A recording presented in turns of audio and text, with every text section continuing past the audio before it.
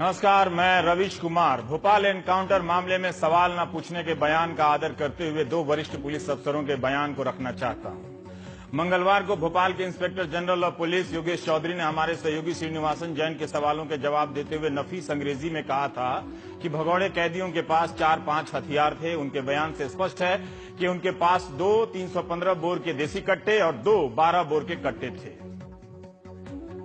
You said that these men were actually firing at your police force. You still stand by that? Yes, I still, I would like to reiterate that we have recovered 4 firearms and 3 sharp weapons from these people. You have recovered these 4 firearms? Yeah, we have recovered 2 315 bore country-made pistols and 2 12 bore kattas from them, in which around 6 rounds were fired from all these 4 weapons. मंगलवार के बाद जाहिर है बुधवार ही आता है, routine है। बुधवार को हमारे सहयोगी श्रीनिवासन जैन ने एटीएस के मुखिया संजीव शमी से बात की। 1993 बैच के आईपीएस अफसर संजीव शमी सबसे पहले एनकाउंटर स्थल पर पहुंचने वाले अफसरों में से थे। शमी बेहद ईमानदार और जुनूनी अफसर माने जाते हैं, शायद इसीलिए कम फील्ड पोस्टिंग मिलती है, ऐसा पत्रकार बताते हैं। एटीएस मतलब एंटी टेरर स्क्वाड, एटीएस ही एनकाउंटर का नेतृत्व कर रही थी। श्रीनिवासन जैन ने संजीव शमी साहब को पर्याप्त मौके दिए कि वो जो कह रहे हैं उस पर वो कायम है या नहीं। शमी ने कहा, बार बार कहा कि वे अपने फैक्ट यानी तथ्यों पर कायम है। संजीव शमी साहब ने भी नफीस अंग्रेजी में कहा कि आतंक के आरोपी 8 भगोड़े कैदियों के पास कोई हथियार नहीं थे। पुलिस कहती है कि 4 बंदूकें थी, एटीएस कहती है कि उनके पास कोई हथियार नहीं था। What they were having, how they reacted. Okay. So right person to talk to would be the IG Bhopal. No, why I ask you is because you said categorically that you were not being fired upon. They didn't have guns on them. Are you sticking to that? I stick to what I said, and I stick to The facts. the facts and the well settled position in the law. Right. When police can use the force, when Yes. police can take the life. Yogesh Chaudhary IG Bhopal हैं, संजीव शमी पूरे Madhya Pradesh ATS के chief हैं। Rank में दोनों inspector general ही हैं। ऐसे मामलों में राजनीति ना करते हुए आप खुद भी सोच सकते हैं कि एक आईपीएस अफसर क्यों कह रहा है कि 4 बंदूकें थी, एक आईपीएस क्यों कह रहा है कि कोई बंदूक नहीं थी। इन 2 अलग अलग बातों में से एक तो राजनीति का हिस्सा निकल सकता है, शायद इसीलिए ऐसे मामलों में राजनीति नहीं होनी चाहिए। हम बढ़ते हैं दूसरे मसले की तरफ, जिससे जुड़े लोग चाहते हैं कि उनके ऐसे मामले में राजनीति होनी चाहिए, बहस होनी चाहिए, मगर हो ही नहीं रही है। 20 लाख सेवारत और रिटायर्ड केंद्रीय सशस्त्र पुलिस बलों के जवानों की संस्था ने अपनी 17 मांगों को लेकर जंतर मंतर पर तीसरी बार धरना किया। कुछ जवान अर्धनग्न अवस्था में भी अपनी मांगों को लेकर मार्च करते नजर आए। इनकी प्रेस रिलीज में लिखा हुआ है कि 7वें वेतन आयोग में केंद्रीय पुलिस बलों के जवानों की तुलना चपरासी और क्लर्क से की गई है। ये लोग अर्धनग्न अवस्था में इसलिए भी आए क्योंकि इनमें से कुछ को लगा कि मीडिया कवर नहीं करता है, जबकि मीडिया का ज्यादातर हिस्सा तो पिछले 1 महीने से देशभक्ति को लेकर ओवर टाइम ड्यूटी कर रहा है। ओवर टाइम ड्यूटी ताकि लोग इसके नाम पर सवाल ना करें। शायद इसीलिए हमारे केंद्रीय पुलिस बलों के जवानों को कपड़े उतारने पड़ रहे हैं ताकि मीडिया अपनी ओवर टाइम ड्यूटी में उन्हें अपना सवाल रखने का मौका दे सके। आखिर हम जिन जवानों की शहादत के बदले अपनी देशभक्ति ट्विटर पर जाहिर करते रहते हैं, उन्हें पेंशन और वेतन के लिए धरना प्रदर्शन करते हुए कैसे देख सकते हैं? लेकिन आप देखने के लिए मजबूर हैं क्योंकि देशभक्ति के इस मीडिया प्रदर्शन को अच्छे प्रोफेसर भी नहीं समझ पाते हैं।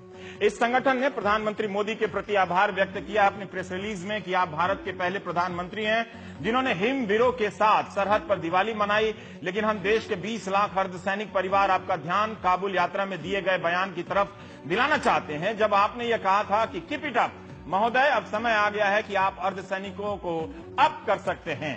इनका कहना है कि हमारे देश की 1500 किलोमीटर लंबी सरहद, शायद ज्यादा 15,000 किलोमीटर लंबी सरहद पर बीएसएफ, आईटीबीपी, एसएसबी सीमा सुरक्षा बल तैनात है, तो हमें पैरामिलिट्री स्पेशल पे क्यों नहीं दी जा रही? जब सेना के जवान को सरकार 16,000 हाइट पर भत्ते के तौर पर 21,000 से 31,000 रुपए दे रही है, तो आईटीबीपी और हिमवीरों को इस तरह का भत्ता क्यों नहीं दिया जा रहा है? यही सीआईएसएफ के जवानों को साल में 30 दिन की छुट्टी मिलती है, जबकि सेना और अर्धसैनिक बलों को 60 दिन की छुट्टी मिलती है। इस कारण सीआईएसएफ के कई जवान तनाव में आकर आत्महत्या तक कर लेते हैं। केंद्रीय पुलिस बल सिर्फ सीमा पर ही नहीं, नक्सल प्रभावित, उग्रवाद प्रभावित इलाकों में भी मोर्चा संभाले रहते हैं। आए दिन इस मोर्चे पर उनके जवानों की मौत होती रहती है। मीडिया शहीद लिख देता है, मगर इनका कहना है कि हमें शहीद का दर्जा नहीं मिलता है। पेंशन की भी मांग कर रहे हैं। आप जानते ही हैं कि सर्जिकल स्ट्राइक के बाद सेना और बीएसएफ के जवान खूब मोर्चा ले रहे हैं। बीएसएफ के चीफ ने दावा भी किया है कि पाकिस्तान के कई पोस्ट को उड़ा दिया है। 26 जून को जम्मू कश्मीर के पंपोर में सीआरपीएफ के 8 जवान मारे गए और 20 घायल हुए थे। उनका काफिला श्रीनगर जम्मू नेशनल हाईवे से गुजर रहा था। सीआरपीएफ की यह टुकड़ी पठानकोट से पंपोर जा रही थी, तभी आतंकवादियों ने हमला कर दिया। 28 अक्टूबर को पाकिस्तान की तरफ से सीज फायर का उल्लंघन हुआ, जिसमें 10 नागरिक घायल हुए और बीएसएफ का एक जवान मारा गया। हाल फिलहाल में सेना के अगर 4 जवान शहीद हुए हैं तो बीएसएफ के भी 4 जवानों ने कुर्बानी दी है। उनके नाम है हीरा नगर सेक्टर में पाक गोलाबारी में गुरनाम सिंह शहीद हुए, आरएसपुरा सेक्टर में सुशील कुमार शहीद, कुरुक्षेत्र के शहीद हुए, आरएसपुरा में ही जितेंद्र कुमार शहीद, मोतिहारी के शहीद हुए, माचल सेक्टर में कोली नितिन सुभाष शहीद हुए। सांगली के रहने वाले हैं महाराष्ट्र के। कुर्बानी एक शहादत एक, मगर सुविधाओं और इनाम में इतना फर्क क्यों था? ये इनकी शिकायत है। आतंकवाद, उग्रवाद और सीमा पर दुश्मनों का सामना केंद्रीय सुरक्षा बल केंद्रीय गृह मंत्रालय के अधीन आते हैं। इनका मुखिया इनके काडर से नहीं होता है। इन सुरक्षा बलों के कमांडेंट अपनी फोर्स में जिंदगी गुजार देते हैं, मुखिया नहीं बनते हैं। आईपीएस अधिकारी बनते हैं इसके चीफ। वैसे आम बोलचाल में हम सभी बलों को अर्धसैनिक बल कह देते हैं, लेकिन अर्धसैनिक बल सिर्फ एक ही है, वो है असम राइफल्स, जिसका मुखिया सेना का वरिष्ठ अधिकारी होता है। बाकी सब केंद्रीय सशस्त्र पुलिस बल कहे जाते हैं, जैसे केंद्रीय रिजर्व पुलिस बल यानी सीआरपीएफ, सीमा सुरक्षा बल यानी कि बीएसएफ, ये पाकिस्तान बांग्लादेश सीमा पर तैनात होते हैं। भारत तिब्बत सीमा पुलिस यानी आईटीबीपी चीन से लगी सीमा पर तैनात रहती है। केंद्रीय औद्योगिक सुरक्षा बल यानी सीआईएसएफ आपको एयरपोर्ट पर नजर आती होगी, घंटों खड़े खड़े ड्यूटी करते हैं। ये सशस्त्र सीमा बल यानी कि एसएसबी नेपाल भूटान सीमा पर तैनात रहते हैं। हमने प्रेस इंफॉर्मेशन ब्यूरो की साइट से गृह मंत्रालय की प्रेस रिलीज चेक की। 15 अगस्त के दिन जारी एक बयान में गृहमंत्री राजनाथ सिंह ने सीआरपीएफ के एक जवान को शहीद कहकर संबोधित किया है। तो क्या शहादत सिर्फ संबोधन में है, अधिकारों के अर्थ में नहीं है? आज आपको ट्विटर और फेसबुक पर जाकर देखना चाहिए कि कितने ऐसे मैसेज हैं जो इनकी हक की बात करने वाले हैं। शहादत के समय की भावुकता अच्छी बात है, लेकिन वो भावुकता तब नाटकीय हो जाती है जब हम सैनिकों की तरह लड़ने वाले अर्धसैनिकों को भूल जाते हैं। गुरुवार को हरियाणा के मुख्यमंत्री ने मनोहर लाल खट्टर ने पूर्व सैनिक रामकिशन ग्रेवाल के परिवार को 10 लाख की मदद राशि और एक सदस्य को नौकरी का ऐलान किया, लेकिन कहा कि रामकिशन को शहीद कहना ठीक नहीं है। शहीद केवल वही होते हैं जो सीमा पर लड़ाई लड़ते समय जो इस प्रकार से कैजुअलिटी होती है, वो शहीदों की संख्या में गिने जाते हैं। ऐसे पूर्व सैनिक कोई आत्महत्या करेगा, वो शहीदों की संख्या में नहीं जाएगा। आत्महत्या उन्होंने अपने व्यक्तिगत कारण से की है। एक तरह से खट्टर साहब की बात ठीक भी है, लेकिन उनकी दूसरी बात से अर्धसैनिक बल के जवान को राहत मिल सकती है। वे खट्टर साहब ने कहा कि जो सीमा पर मरता है वही शहीद है, तो अर्धसैनिक बलों के जवान क्यों शहीद नहीं माने जाते हैं? हम इस बात पर बात करेंगे। बहरहाल पूर्व सैनिक रामकिशन ग्रेवाल का अंतिम संस्कार उनके पैतृक गांव में किया गया। भिवानी जिले के बामला गांव में उनके अंतिम संस्कार में राहुल गांधी भी शरीक हुए। सुबह सुबह रामकिशन ग्रेवाल के गांव पहुंचे। दिल्ली के मुख्यमंत्री केजरीवाल भी वहां पहुंचे और 1 करोड़ की राशि देने का ऐलान किया। इसे लेकर विवाद भी है। कांग्रेस नेता रणदीप सुरजेवाला और दीपेंद्र हुड्डा ने रामकिशन ग्रेवाल के पार्थिव शरीर को कंधा भी दिया, जैसे शिवराज सिंह चौहान ने भोपाल में रमाशंकर यादव को कंधा दिया। हरियाणा में कांग्रेस सरपंच या पंचायत के चुनाव में किसी को पार्टी टिकट नहीं देती है, लेकिन केंद्रीय मंत्री वीके सिंह ने कहा कि रामकिशन ग्रेवाल कांग्रेस के टिकट पर सरपंच का चुनाव लड़ा था। उसकी आत्महत्या दुर्भाग्यपूर्ण है। उसका मामला बैंक का था, उस बैंक से चूक हुई, 1 रैंक 1 पेंशन की वजह से नहीं। उसे किसने सल्फास की टेबलेट दी, वो हमारे पास आता और हम हेल्प न करते तो हमारा कसूर होता। वीके सिंह ने यह बयान दिल्ली से दिया। उनका गांव रामकिशन ग्रेवाल के गांव से थोड़ी ही दूर पर है। भाजपा नेता सिद्धार्थनाथ सिंह ने कहा कि राहुल गांधी ने 1 रैंक 1 पेंशन को लेकर कभी कुछ नहीं किया। हमने तो इसकी कमियों को ठीक करने के लिए एक कमेटी भी बनाई है। बीजेपी के सांसद सत्यपाल सिंह ने कहा कि उन्हें लगता है कि दिल्ली पुलिस ने इस मसले को ठीक से हैंडल नहीं किया है। पूर्व सैनिक के परिवार से मिलने में किसी को कोई दिक्कत नहीं होनी चाहिए। शाहनवाज हुसैन ने कहा कि सेना के इतने जवान शहीद हुए, उनके अंतिम संस्कार में तो कांग्रेस नेता और राहुल गांधी नहीं गए। किसी ने आत्महत्या की है तो राजनीति अब ये लोग कर रहे हैं। शाहनवाज का निशाना थोड़ा सही जगह लगता हुआ प्रतीत होता है। भाजपा नेता नलिन कोहली ने कहा कि दुर्घटना दुखद है, मगर ये कांग्रेस के लिए फोटो अपॉर्चुनिटी बन गया है।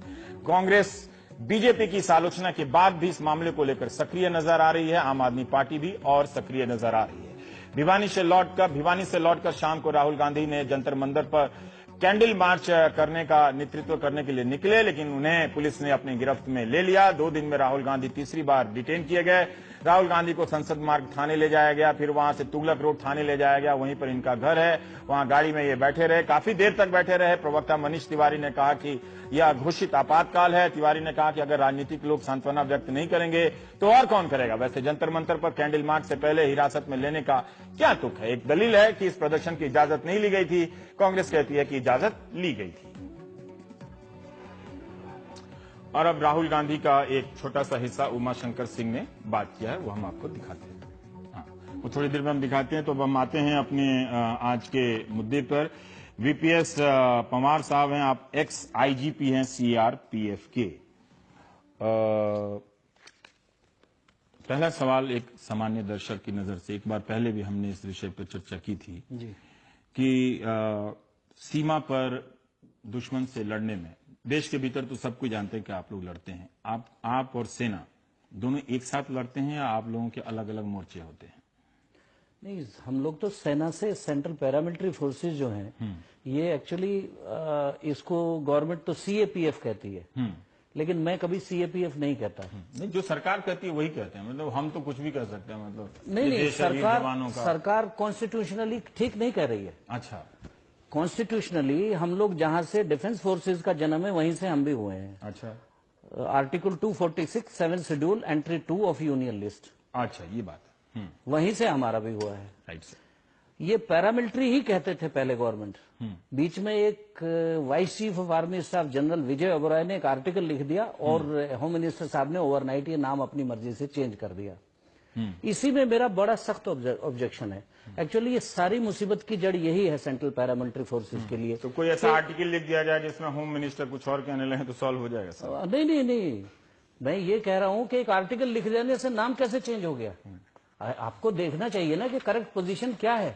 आप 10 लाख की फौज को आप उसको इतना डिमीन कर रहे हैं सिर्फ एक आर्टिकल से, जो डीओ भी नहीं था। हम कैसे मान लें सर, सरकार इतनी जोर शोर से कहती है कि सेना के सम्मान के लिए इतना कुछ कर रही है, आप डिमीन कर रहे हैं, मतलब उसकी हैसियत मैं डिमीन ऐसे कह रहा हूं कि हमको पुलिस बल कह देना गलत है। गलत है, ये बिल्कुल गलत है। क्यों गलत है? कि हमारे एक्ट में हम फोर्स हैं सब, border security force, central reserve police force, ये पुलिस नहीं है, it is not central reserve police force.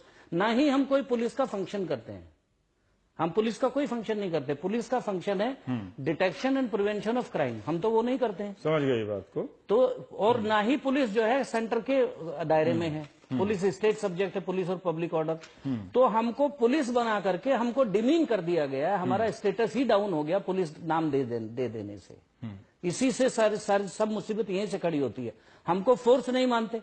तो आप लोगों ने, जैसे आर्मी के लोगों ने 42 साल लड़ाई लड़ी तो वो 1 रैंक 1 पेंशन तक पहुंचे, उससे भी संतुष्ट नहीं। आप वो भी लोगों ने कितनी लंबी लड़ाई लड़ी? हमने कभी ये नहीं कहा कि आर्मी को मत दो या किसको दो, वो गवर्नमेंट का कंसर्न है, वो जाने किसको देना है किसको नहीं देना। गवर्नमेंट हमसे ज्यादा समझती है। हम लेकिन जब भी कभी कोई बेनिफिट पैरामिलिट्री फोर्सेज को मिलने की बात होती है तो आर्मी उसको अपोज करती है। ये बड़ा दुर्भाग्यपूर्ण है। अपोज नहीं करना चाहिए। अगर गलत बात है तो बोलना चाहिए ये ठीक है या गलत है। ठीक है, अब हमारे दर्शकों को बताइए कि एक तो बात हुई परिभाषा, नोमेनक्लेचर, मतलब किस नाम से पुकारते हैं उसी से बहुत सारे अर्थ आपके बदल जाते हैं, इसे लेकर शिकायत है। हाँ, हम आपको फोर्स ही नहीं माना जा रहा। और दूसरी बात यह है कि जो हमको कॉम्बैट ड्रेस है वो हम वही पहनते हैं जो आर्मी है। आम पब्लिक तो हमें फौजी ही समझती है, इसलिए जो हम अच्छा काम भी करते हैं वो भी फौज के उसमें चला जाता है। अच्छा, आप लोग का पीआर खराब है? हमारा पीआर है ही नहीं, कोई पीआर नाम की चीज ही नहीं। हमारे यहाँ पीआर पे बहुत सीनियर अफसर कोई स्टेटमेंट दे सकता है। मैं रिटायर्ड हूँ इसलिए आपके पास आके कायदा है सर, आर्मी में भी कायदा है। नहीं, आर्मी में कायदा है, लेकिन आर्मी का अपना एक इतिहास है, उनका एक अपना आर्मी के अंदर जो भी है, गौरवशाली इतिहास है। मैं किसी पे कमेंट नहीं करूंगा। उनका सेटअप है, एक सेटअप के अंदर काम करते हैं। यहाँ जो है रोज अलग अलग चेंज होता है। उन्हीं को कहा कल ही हमारे शो में 3 आर्मी के अफसरान थे, सब वालों अपने अपने तरीके से असंतुष्ट थे। तो ऐसा नहीं है कि आर्मी के होने से उनको सब कुछ मिल गया। नहीं, असंतुष्टि आपका पॉइंट क्या है? मतलब एक तो नोमेनक्लेचर का मैं एक तो नोमेनक्लेचर की इशू है। दूसरा पॉइंट क्या है? नोमेनक्लेचर की वजह से ही हमको ना शहीद माना जाता है, ना ही हमको बाकी ये जब आप कहते हैं शहीद नहीं माना जाता तो इसका क्या मतलब? जैसे राजनाथ सिंह गृह मंत्री ने तो अपनी प्रेस रिलीज में कहा है, वही मैं बताऊंगा, शहीद संबोधित किया। हम तो यही कहेंगे ना कि गृह मंत्री मानते हैं कि शहीद है। नहीं, इतना ही नहीं, जो MOS होम है श्री किरण रिजिजू, उन्होंने पार्लियामेंट के अंदर स्टेटमेंट दिया कि हमने डेफिनेशन ही नहीं बनाई है कोई। शहीद उन्होंने कहा कि अथॉरिटी को क्वेश्चन नहीं करना है, तो आप कर सकते, मैं नहीं करूंगा। नहीं, मैं अथॉरिटी की बात ही नहीं कर रहा। आप मानते हैं उनकी बात को? मैं तो उनकी बात नहीं मानता। नहीं, मैं बात मानने की भी बात नहीं कर रहा। मैं ये कर रहा हूं कि करेक्ट पोजीशन क्या है। आप 67 साल बाद ये कहते हैं कि हमने शहीद की डेफिनेशन नहीं बनाई, इसलिए हम किसी को शहीद नहीं कहेंगे। ये कहा उन्होंने? हाँ, ये कहा उन्होंने कि हमने डेफिनेशन बनाई नहीं है। आप सही कह रहे हैं, मैंने चेक नहीं किया। नहीं, है स्टेटमेंट है, पार्लियामेंट की प्रोसीडिंग्स देख लीजिए। नोटिस आ जाता है तो आप मैंने ये पार्लियामेंट्री स्टैंडिंग कमेटी के सामने स्टेटमेंट दिया है कि साहब इन्होंने ऐसा कहा, दैट वाज वेरीफाइड के हाँ करेक्ट है, ठीक है, उन्होंने ऐसा कहा। अब ये मुझे बताइए कि आप 67 साल में डेफिनेशन नहीं बना सकते, जो मरेगा उसको बेनिफिट। डेफिनेशन का क्या मतलब होता है? हम तो कह रहे हैं, गृहमंत्री कह रहे हैं, मुझे नहीं आप समझ डेफिनेशन से क्या मांग रहे हैं? शहीद कहने से क्या मतलब? नहीं, हम तो आर्मी में कहीं लिखा हुआ है कि शहीद को हम ऐसे डिफाइन करते हैं? नहीं, यही बहुत लोगों को नहीं मालूम क्या है।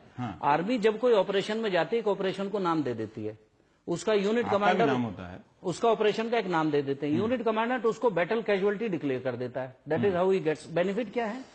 सेंट्रल गवर्नमेंट जो बेनिफिट देती है वो सबको बराबर है, चाहे सबको देती है ना, सबको देती है। वही सुविधा जो आर्मी के शहीद को दी जाती है, हमको स्टेट में नहीं है।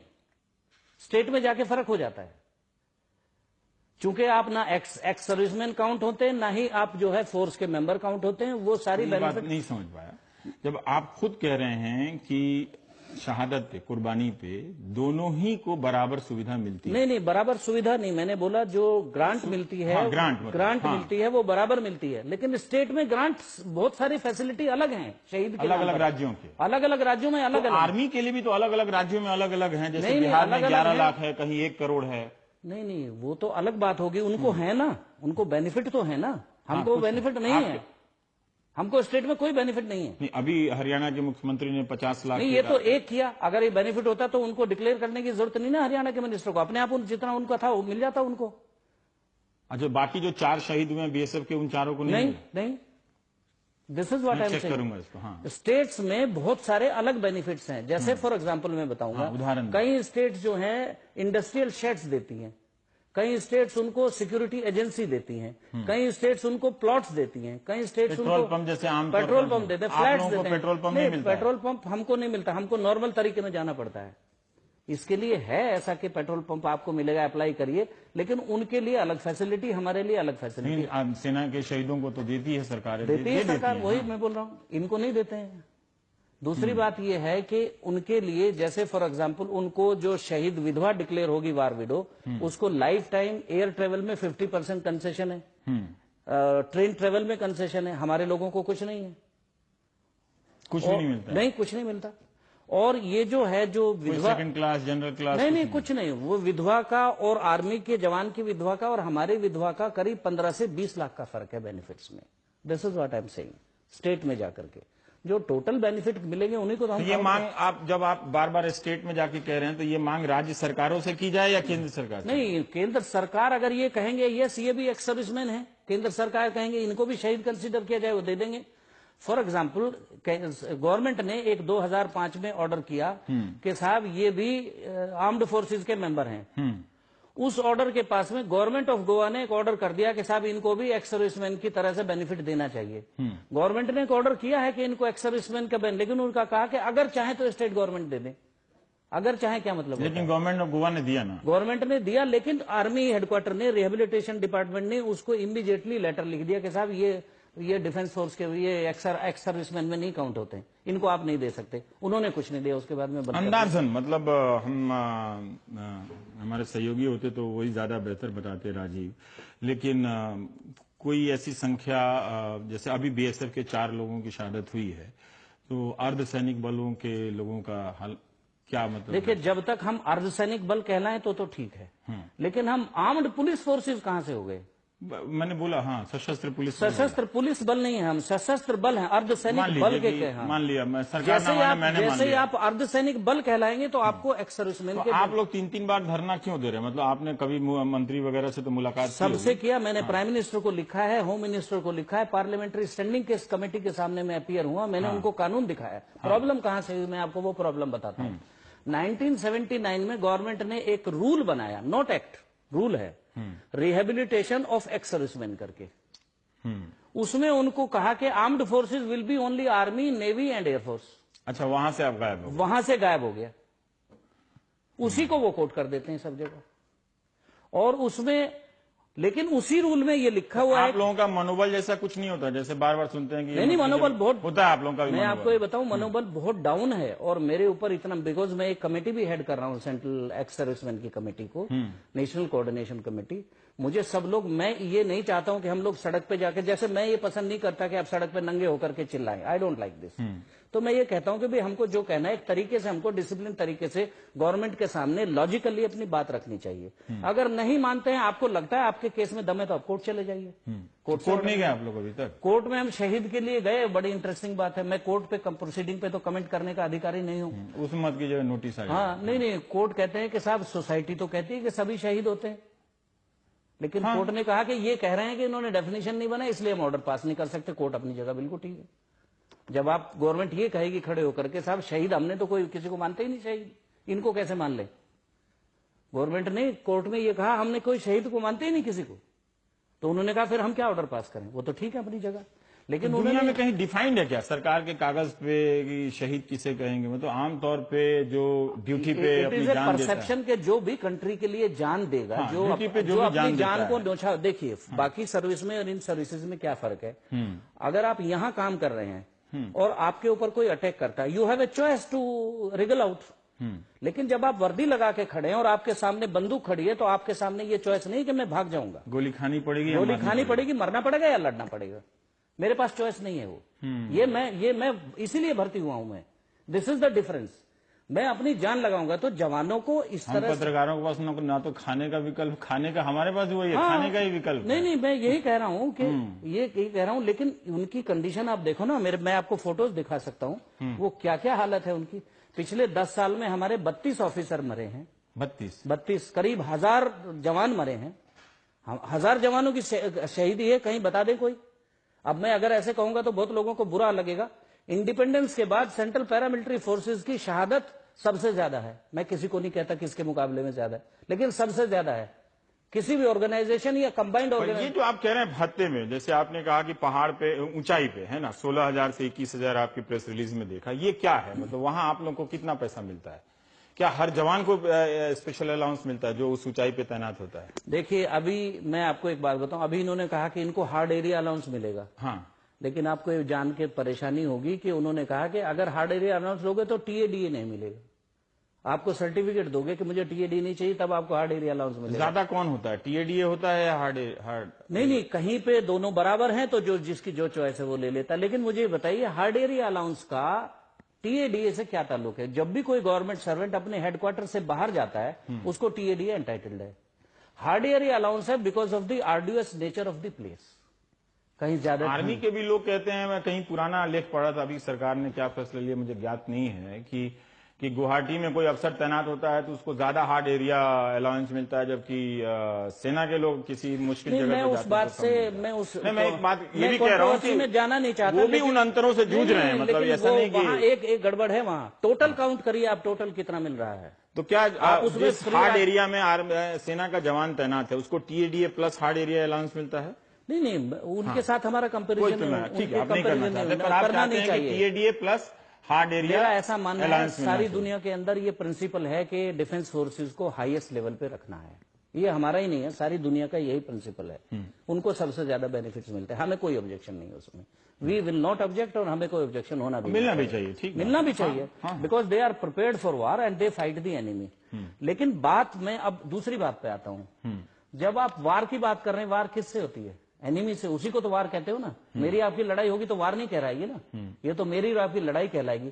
लेकिन अगर मेरी सीआरपीएफ का भी रिकॉर्ड उधर अच्छा नहीं है छत्तीसगढ़ में। मैं भी देखा सुप्रीम कोर्ट का ऑर्डर, कोई गाँव जला दिए थे सीआरपीएफ वाले। नहीं, वो उसमें बड़ी चीजें होती, मैं उस डिटेल में बिल्कुल नहीं छोड़ जाऊंगा। देते टाइम। सीआरपी के रिकॉर्ड के लिए तो 65 वार का रिकॉर्ड है। It is a recorded history के 2 कंपनी ने एक ब्रिगेडियर को, पाकिस्तानी ब्रिगेडियर को वापस भेज दिया, हरा दिया। एक बात बताइए कि पेंशन की क्या समस्या है? पेंशन 2004 के बाद में पेंशन बंद कर दी, बोलते हैं ये तो जो आप लोग रिटायर होते हैं हाँ। तो पेंशन नहीं मिलता? नहीं, पेंशन 2004 के बाद बंद है। कॉन्ट्रीब्यूटरी, आप जितना देंगे उतना गवर्नमेंट भरेगी। आपको ऐसे पेंशन नहीं है जैसे आर्म्ड फोर्सेस को, डिफेंस फोर्सेस को पेंशन है, पैरामिलिट्री फोर्सेस को नहीं है। उन्होंने तो यही ऑब्जेक्शन किया कि ये पैरामिलिट्री फोर्सेस ही नहीं है। जिस रूल के हिसाब में वो आर्म्ड फोर्सेस है, उसी में लिखा हुआ है ये पैरामिलिट्री फोर्सेस है। ये उनको पता ही नहीं है। गवर्नमेंट तभी कहीं भी जाता हूं और जो अर्धसैनिक बल के जो देखिए, जवान जैसे मिलते हैं, अभी जवान भी कहते हैं कि आप हमारे इश्यूज को नहीं उठाते। मुझे समझ में नहीं आता आपका क्या इश्यू है, क्यों उठाएं और क्या उठाएं। नहीं, हमारा इश्यू यही है कि हमको देखिए, क्योंकि अगर उठाने से अथॉरिटी को क्वेश्चन हो जाता है तो मैं नहीं उठाऊंगा। आप अपना इश्यू खुद समझिए सर, टाइम बदल गया है। नहीं, हम लोग अपना इश्यू समझते हैं, लेकिन पब्लिक ओपिनियन आज एक बहुत बड़ी चीज है। पब्लिक को मालूम ही नहीं हम क्या हैं। अभी मैं आपको बताऊं, 60-70% लोग ये समझते हैं हम भी फौज हैं। उनको पता ही नहीं सीआरपी, बीएसएफ और बाकी में क्या फर्क है। उनको पता है, उनको थोड़ा बहुत लोगों को नहीं पता आ गए, पैरामिलिट्री आ गई, बहुत लोगों को नहीं पता है। वो जहां जहां डिप्लॉयड है वहां जानते हैं भाई ये सीआरपी है, और उनको ये भी पता है ये क्या काम कर रहे हैं। तो जब आप सरकार से बात करते हैं तो क्या आश्वासन मिलता है? आपने कहा कि 7th पे कमीशन में चपरासी और सेवंथ पे क्लर्क के कमीशन बराबर ने रख दिया बहुत है। सारे लॉडेबल रिकमेंडेशन किए हैं, बहुत सारे किए। तो उसको भी रिकॉग्नाइज करना चाहिए। नहीं, कोई हमने भी सरकार किया। 100% नहीं मान सकती नहीं, है। हमने किया। हमने तो पे कमीशन को जाके भी बोला कि साहब हमको कोई शिकायत नहीं है, लेकिन ये इम्प्लीमेंट होना चाहिए। तो वो आने वाले समय में होगा, मतलब एक टाइम की बात है कि इस महीने नहीं हुआ तो अगले, अभी जैसे अभी रक्षा मंत्री ने कहा कि ओआरओपी की सारी शिकायतें 2 महीने के अंदर ठीक क्या करूंगा। इम्प्लीमेंट होगा। हमको जब आप यही रिकॉग्नाइज नहीं कर रहे, इवन 10,000 गजेटेड ऑफिसर्स हैं, आप उनको बोलते हैं ये तो सर्विस ही ऑर्गेनाइज सर्विस नहीं है। जो इतना सेंसिटिव ड्यूटी कर रहे हैं उनको बोलते हैं organised service. We had to go to high court. High court Delhi से ऑर्डर लिया कि नहीं साहब, इनको नॉन फंक्शनल अपग्रेडेशन मिलना चाहिए, they are also organised service. क्यों जाएंगे कोर्ट में, किस लिए जाना चाहिए? गवर्नमेंट को खुद समझना चाहिए कि भाई गवर्नमेंट क्या ये कहना चाहती कि इतनी सेंसिटिव ड्यूटी पे जो 10,000 ऑफिसर लगे हुए हैं उनको हम ऑर्गेनाइज सर्विस का मतलब है साइंटिफिक मैनेजमेंट, तो उनको क्या वो अनसाइंटिफिकली मैनेज करना चाहते हैं? This is the argument, this appears to be the argument. बहुत बहुत शुक्रिया। आज काफी ब्रेकिंग न्यूज का दिन था, लेकिन फिर भी हमने सोचा कि आपकी बात को जरूर रखना चाहिए। पता नहीं कब बात रखने का मौका ना मिले, तो इसलिए जब तक है तब तक तो रखना चाहिए, क्योंकि कई बड़ी खबरें आ जाती हैं, अचानक हम कुछ और प्लान करते हैं, इसलिए कई बार मौके नहीं मिलते हैं। तो ब्रेक के बाद मेरी बात थोड़ी मुश्किल होती है समझने में, लेकिन आप समझ गए होंगे। मैं छोटे से ब्रेक के बाद आता हूँ, फिर और कुछ बात करता हूँ आपसे।